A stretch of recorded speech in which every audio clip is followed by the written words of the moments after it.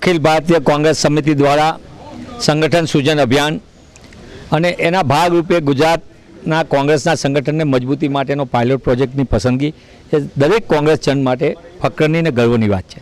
સંગઠન સૂજન અભિયાન હેઠળ રાહુલજીની સતત ગુજરાતના સંગઠન ઉપર સીધી માર્ગદર્શન, સીધો સંવાદ કાર્યકર્તાઓ સાથે, વરિષ્ઠ નેતાઓ સાથે અને ત્યારબાદ જિલ્લા અને શહેર કોંગ્રેસના પ્રમુખની પસંદગી અને એ પસંદગી પછી એમની 3 દિવસની તાલીમ શિબિર, પ્રશિક્ષણ શિબિર એ ગાંધી સરદારના ગુજરાતમાં ને ખાસ કરીને આણંદ ચરોતર વિસ્તારમાં જે સરદાર સાહેબની જન્મભૂમિ ને કર્મભૂમિ, ત્યારે આજે જનનાયક જનયોદ્ધા રાહુલજીએ 3 દિવસની આ પ્રશિક્ષણ શિબિરને ખુલ્લી મૂકી। આ પ્રશિક્ષણ શિબિર દરમિયાન રાહુલજીએ સ્પષ્ટપણે કીધું કે આ લડાઈ એ વિચારધારાની લડાઈ છે। કોંગ્રેસના જિલ્લા પ્રમુખ અને શહેર પ્રમુખને સશક્ત બનાવીને જનતાની લડાઈ લડવાની છે અને એના માટે તમને સીધા જવાબદારી સોંપવામાં આવશે। સાથે સાથે શહેર પ્રમુખ અને જિલ્લા પ્રમુખોએ એમની જવાબદારી જે રીતે સોંપવાની છે એની સાથે સાથે એની જવાબદેહી પણ નક્કી થશે।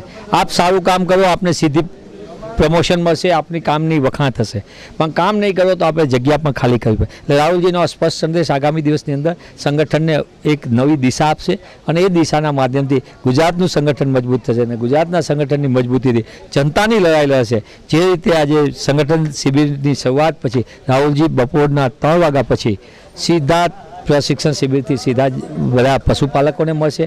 પશુપાલકોને મળવા પાછળ કારણ જે ગુજરાત શ્વેત ક્રાંતિમાં સમગ્ર દેશને દિશા આપતી હતી એ શ્વેત ક્રાંતિની જેટલી બી દૂધના સંઘો છે એ ભ્રષ્ટાચારના કેન્દ્રો બની ગયા છે। ભારતીય જનતા પાર્ટીએ સહકારમાં સરકારને સંપૂર્ણપણે હવાલો આપી દીધો છે અને એના કારણે પશુપાલકોને સતત અન્યાય થઈ રહ્યો છે। ત્યારે પશુપાલકોના ન્યાય માટે રાહુલજી સંવાદ કરવાના છે।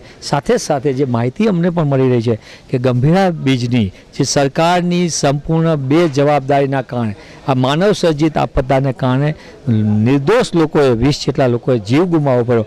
અગાઉ પણ જે ગુજરાતમાં જે દુર્ઘટનાઓ થઈ તેમાં પણ આ રીતે લોકોના મોત થયા છે। તેવા સંજોગોની અંદર ગુજરાત ફરી એક વખત મજબૂત થાય અને એની સાથે સંગઠનના માધ્યમથી ગુજરાતના લોકોની લડાઈ લડવામાં આવશે એવો સ્પષ્ટ સંદેશ આજે રાહુલજીએ આપ્યો છે।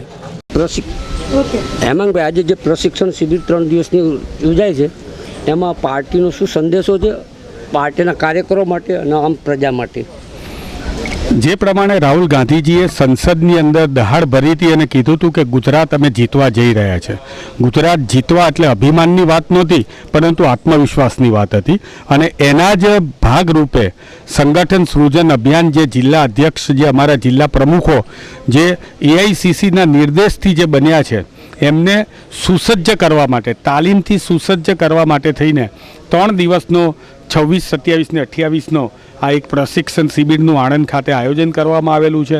આ સમગ્ર શિબિરની અંદર આખા દિવસ દરમિયાન રાહુલજી આજે પહેલા દિવસે ઉદ્ઘાટન કર્યું શિબિરનું, શિબિર ખુલ્લો મૂક્યો, તેઓએ પણ માર્ગદર્શન આપ્યું। સાથે સાથે દરેક જિલ્લા પ્રમુખોને રૂબરૂ મળીને એમને એમની વાત સાંભળી, એમની જોડે સંવાદ કર્યો અને આગળના દિવસોનો રોડ મેપ જે છે એમના માટે થઈને જે તૈયારીઓ છે તૈયારીઓ એમણે નિહાળી।